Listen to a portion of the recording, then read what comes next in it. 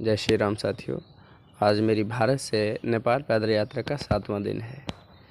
रात्रि में मैं जहीं पर रुका था, जे सेथावल रानी सराय करके एक जगह है। वहाँ पर एक मंदिर है, ये मंदिर का आंगन है। इस मंदिर में जो अभी निर्माणाधीन है, पर जहाँ पर पूजा अर्चना होती है। रोज़ शाम को पुजारी आके पूजा करके चला जाता है, पर आज बेचारा आया नहीं और लोगों ने मुझे बताया है नहीं। तो रात्रि हो गई थी, अब मैं कहीं और जा नहीं सकता था, तो इसलिए कल रात्रि मुझे इसी मंदिर की शरण लेनी पड़ी। इस जगह पर 3 ही मंदिर एक साथ हैं। बाकी 2 मंदिर तो बंद पड़े थे, पर एक मंदिर भगवान शिव का खुला हुआ था। तो रात को उनके दर्शन का सौभाग्य भी मिल गया। दर्शन किए, प्रणाम किया और प्रार्थना करी कि भगवान ना आए तो जहीं सोना पड़ेगा। आप देख लीजिएगा रात्रि कैसे बीतती है। दर्शन करने के बाद मंदिर की पिछली साइड थोड़ा एकांत सा था, जाकर मैंने जगह ढूंढी और अपना आसन लगा दिया। यहाँ पर अंधेरा था, रात भर मच्छर इतना काटे कि पूछो मत, और ऊपर से बंदर जी मेरे सराहने आके सारे बैठ गए। इसलिए मैंने अपना डंडा निकाला और पास में रख दिया और रात्रि मैंने जहाँ बिताई। रात्रि में एक बात बहुत इंटरेस्टिंग हुई मेरे साथ। खाने को कुछ नहीं था, क्योंकि जहाँ कोई दुकान आदि नहीं थी, तो उसी से काम चलाया जो मेरे पास था सामान। सोने के लिए भी जगह मिल गई, पर लैटरिन जाने के लिए, यानी फ्रेश होने के लिए और स्नान के लिए कुछ जगह चाहिए थी। तो मैं रात्रि को निकला बगल में जगह ढूंढने के लिए। सामने जो मंदिर दिखाई दे रहा है, जो तालाब के बगल में है, इस तालाब को बोलते हैं रानी का पोखरा।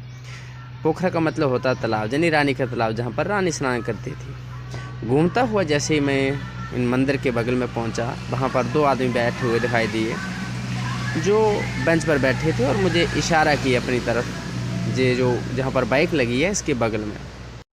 जैसे उन लोगों ने मुझे इशारा किया तो मैं उनके पास गया। उन्होंने मेरे बारे में पूछा, कहाँ से हो, कैसे हो, सब हमने बताया।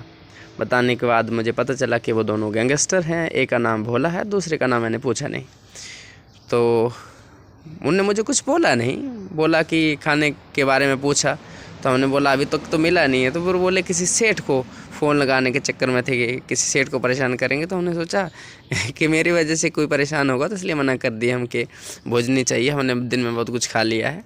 फिर उनसे बहाना करके कि मैं बैग छोड़ के आया हूँ और बंदर नोच लेंगे तो मुझे जाना पड़ेगा, मैं वहाँ से चला गया और वापस नहीं गया। ये तो रात का किस्सा था। सुबह जब जागा, स्नान आदि किया, तो अपना पूजा नित्याक्रम जो होता है समाप्त होने का, पुजारी जी आ गए।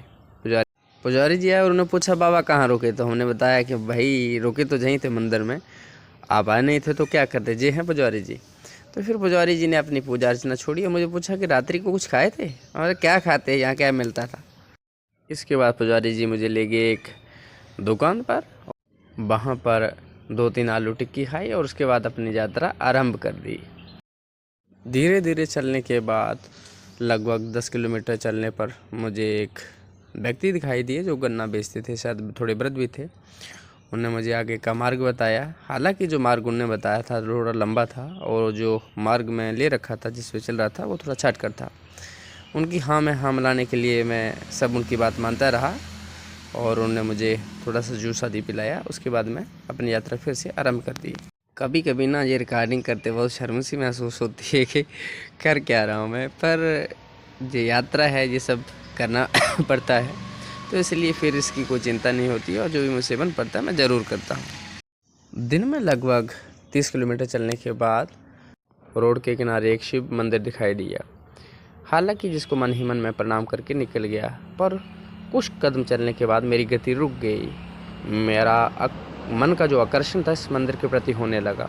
मैं वापस आया, हालांकि देर हो रही थी मुझे आगे जाने में, पर फिर भी मैं इस मंदिर में भागता हुआ आया और देखा अंदर बहुत बढ़िया एक शिवलिंग मिले। हालांकि मंदिर बाहर से जर्जर स्थिति में है, पर बहुत पुराना मंदिर है जी, अंग्रेज़ों के समय का है। और ये भगवान शंभू का जो शिवलिंग है, इसमें इतनी ऊर्जा है कि मैं दर्शन मात्र से ही रोने लगा। मतलब इस तरह का एहसास हुआ मुझे। दर्शन किए, उसके बाद थोड़े समय के लिए मैं इनकी सीढ़ी में बैठ गया। इसके बाद जैसे मैं जहाँ से जाने लगा तो 2 व्यक्ति वहाँ पास में ही थे। वो भागकर मेरे पास आए और बोले बाबा कुछ देर के लिए रुक जाओ। एक तो उनमें से एक पुजारी हैं, दूसरे जो हंस रहे हैं जी वही बगल में रहते हैं। इन्होंने मुझे कुछ पैसे दिए, बोला बाबा जहाँ से बिना प्रसाद खाए मत जाओ। फिर मैं एक दुकान में गया, वहाँ से एक लड्डू लिया, बैठकर महादेव को मन ही मन प्रणाम किया और उनका प्रसाद रूप वो लड्डू ग्रहण किया और फिर वहाँ से चल दिया। ये शाम का समय था और जहाँ से चलने के बाद मैं जहाँ रात्रि में आगे पहुँचा तो अंधेरा हो चुका था और कहीं रुकने की जगह नहीं मिल रही थी। मैं आगे बढ़ता ही जा रहा था।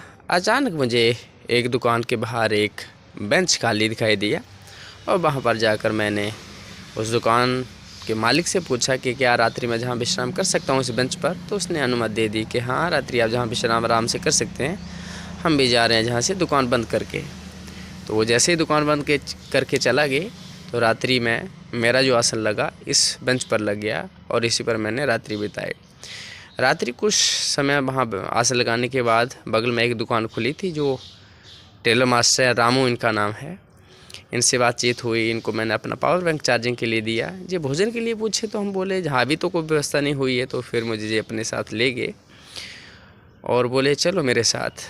एक बगल में ही की दुकान थी, वो भी खुली थी अभी। तो जो समोसा मैन है, इनका नाम तो शायद मैं भूल गया, पर इनसे बोल के उनने 2 समोसा और 2 कुछ और होते हैं मीठे मीठे, वो बोले, वो दिया। रात का भोजन हमने इनसे पाया। इस जगह का नाम मैंने इनसे पूछा तो इन्होंने बताया हदपुर, पर जे देवास से लगभग 3 किलोमीटर पीछे है।